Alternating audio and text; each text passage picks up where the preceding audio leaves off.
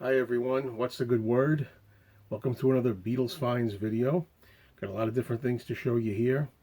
Got some vinyl, got some memorabilia from the 60s, got an 8-track cartridge that's kind of rare, and I also have a bag of tricks, as I like to call it, from my friend Elliot, a very generous friend who has parted with a lot of his stuff that he's given me. He does that from time to time, and very excited to get rolling. So, first thing I'm going to show you is something that I've already shown in a separate video, but for those who didn't catch it, or maybe want to see it again, I'm going to pull that out very carefully here. It's, I believe, a vintage 1964 sheet from the Beatles Fan Club, the USA Beatles Fan Club Limited. And it's actually what looks to be a facsimile, of a authentic item that was written by the actual Beatles themselves. It's signed by John Lennon. It looks to me as if John Lennon wrote this in his hand and then signed it, and then it was followed by Paul, Ringo, and George underneath. And this is probably a standard kind of thing that came for the fan club, and they probably just produced a lot of these. I mean, this is not an original. This is not an original autograph, or anything like that. This is a copy. It says, "Hi and welcome to the club. We'd just like to say a big thanks for your support during the last few years and wish all the members, old and new, good luck in the future." Signed, John Lennon. And then followed by Paul, Ringo, and George. Are these the original autographs? I've had some debate to that. They look pretty authentic to me. I know sometimes the Beatles signed each other's autographs, or maybe Neil Aspinall did the autographs. Is this John Lennon's writing? Whatever it is, I'm satisfied anyway that it's an authentic piece. This is an authentic fan club piece of memorabilia, regardless of who signed it. That used to be given out to the fan club. It's in pretty good shape. I've seen some of these not looking this crisp available, so I'm happy to have a nice looking copy. All right, let's go on now to an 8-track tape. This is a very unusual John Lennon and Yoko Ono, two virgins 8-track tape. As you can see, it's very strange. I've never seen it before. From my research, it looks to be legitimate, that it did come out in the 60s. It's not a bootleg, it's not a knockoff. It's on Orbit, is the name of that label. And all the programs are listed there. So that's a pretty cool item, I think. Something that I've never really seen before. All right, next up, I'm going to show you, if anybody's interested. I know not everybody finds this an interesting movie. Recently, there was a movie called Yesterday, a Beatles kind of themed movie, loosely in a way, and you have the back cover there. It's not yet open, but I'm going to open this one, even though I love leaving the shrink on stuff. This particular one, I'm just going to rip off. There's no hype sticker on here. I was able to get this very cheap because, unfortunately, a lot of times when record shipments come into stores, the corners get dinged, and it's not, you can't even barely see it. The corner there is a little dinged, and because it was dinged, I got this for less than what the store owner paid at his cost. Under his cost, he gave it a dollar under his. So, pretty happy about that. So, I don't know if I would have bought this at a much higher price. Now, I'm going to rip the shrink right off here. Something you don't get a chance to see me do that often. I like leaving shrink on the albums.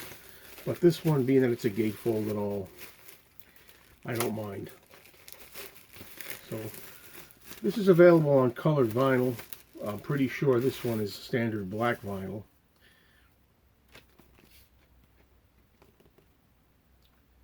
Okay, the gatefold.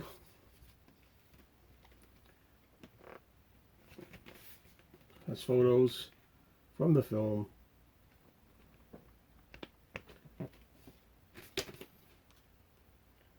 Along with information, thanks,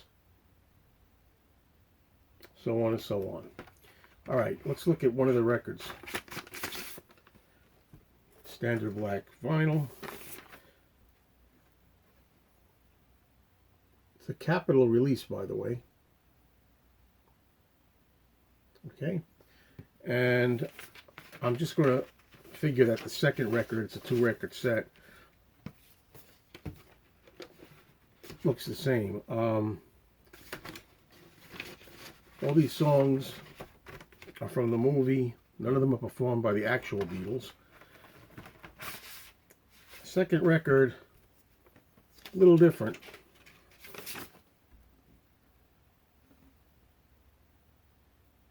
Okay. I have the CD of this. I played it. It's a nice listen. I guess if you enjoy the movie, I enjoyed the movie. Saw it with my girlfriend, and it seems to be a movie we enjoy watching together. So when we get the Blu-ray, we'll put it on from time to time. Let me see. I'm always looking to see if there's anything hidden there in the sleeve, and there doesn't seem to be anything. So, okay, that's that. Okay, next up. This is an album that I showed in my recent First Time Spins video, where if you want to see what I thought of this album, I'll just tell you I liked it. It's by the Fabulous Beats. Fabulous Beats, Go Country Style. And you can notice the Beatle wigs there. Their whole shtick with these guys, what they do is they make songs that sound very Beatlesque. They have a lot of yeah, yeah, yeahs in there. They have a lot of whoos in there and things like that. And they can turn any song into kind of a Beatles sounding tune. There's songs on here like Let Me Be the One, and they have the version of Release Me that you may know from Engelbert Humperdinck, Please Release Me. That's on here, and their version is really Beatled out, which is pretty interesting. I think it's worth it for that alone. Don't Let the Stars Get in Your Eyes, Don't Let the Moon Break Your Heart, which is a Perry Como song. That's how I remember it. I know other people might have done it, but I remember living with my grandparents, and as a child, they really played that song a lot, and that's what I remember. There's so many weird things on here, and some of it sounds like Buddy Holly. You know, that's also interesting to note. Very Buddy Holly sound to some of the tracks here. So whether it's Buddy Holly or Beatles, you might want to give it a listen if you see it around for a cheap thing. This is a very cheap album. I found it cheap. And there's other stuff here, but you get the idea. Very entertaining record. I was very pleasantly surprised when I played it. Okay, now what are we up to? Okay, now we're going to show the stuff, or I'm going to show the stuff that my friend Elliot was nice enough to present to me. I've already recorded one of them because it's outside. So let me show you that video first. The first item. Okay, first up we have this really nice poster that's in a nice frame. Imagine John Lennon. Renaissance Art Gallery. And it's Philadelphia, Pennsylvania, 138 South Street. Okay, and now I'm going to reach over here for the bag of tricks, as I like to call it. Stuff in here that Elliot was so nice to part with and to give me. All right. It's a grab bag of stuff. You can see we got some shirts here. I guess the first thing to start with is to show you the very shirt that I'm wearing. He actually gave me 2 copies of this shirt. It's John Lennon advertising his John Lennon rock and roll. I do have 2 of them. I just pulled one out and put it on for the video. It's a pretty big shirt.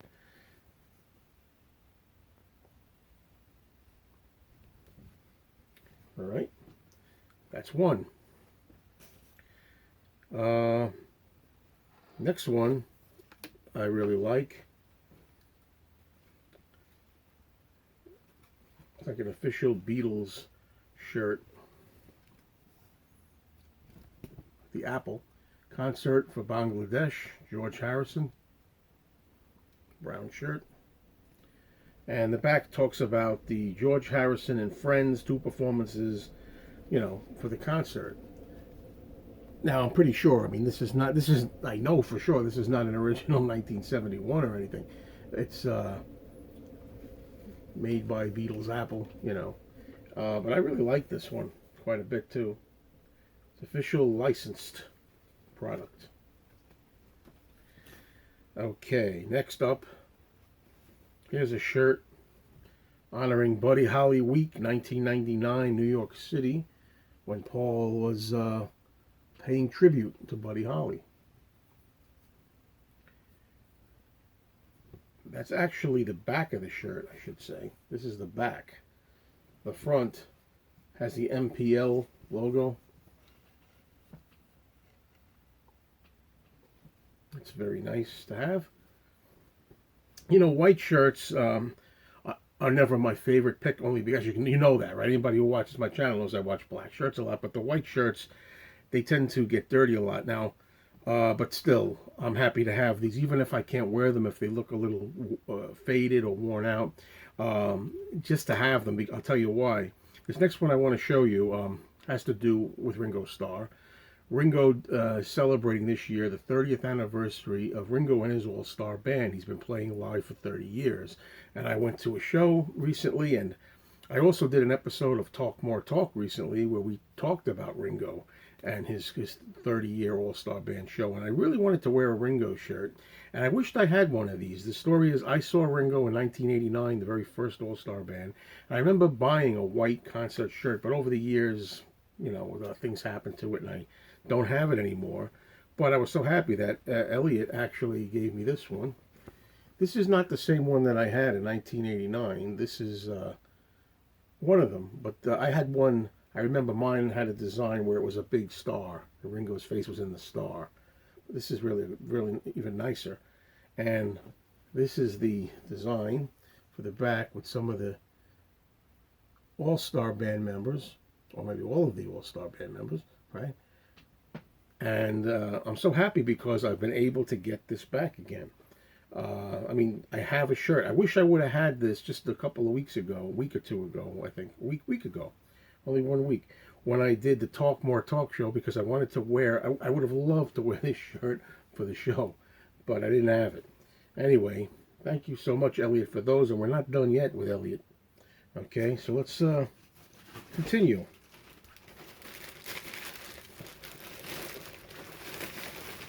Bet you're wondering what this is, huh? Well, you'll find out in just seconds. Okay, this is a hangable design of the Beatles photo, and what's interesting about this is you'll notice on the drums is not Ringo Starr but Jimmy Nicol. That's the guy who sat in for Ringo of the Beatles when the Beatles were doing the 1964 tour, and in Australia and in Dutch tour.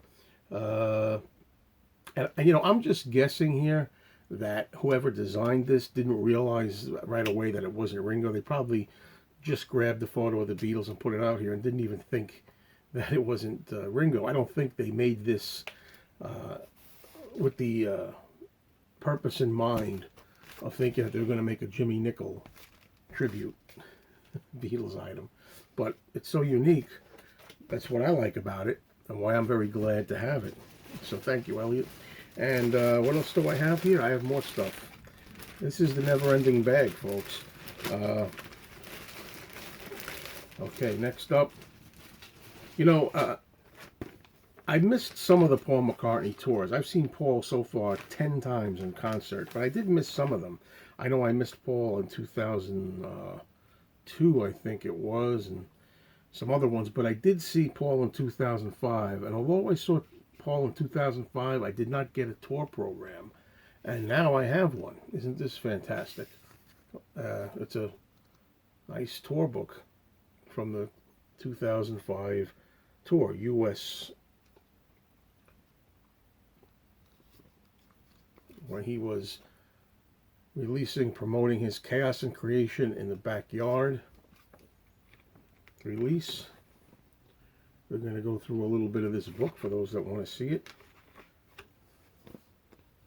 I got to say this though, I do have a nice t-shirt of this. It's still mint condition, you know. I don't wear it very often, but I still have it. And it's in pretty damn good shape, that is.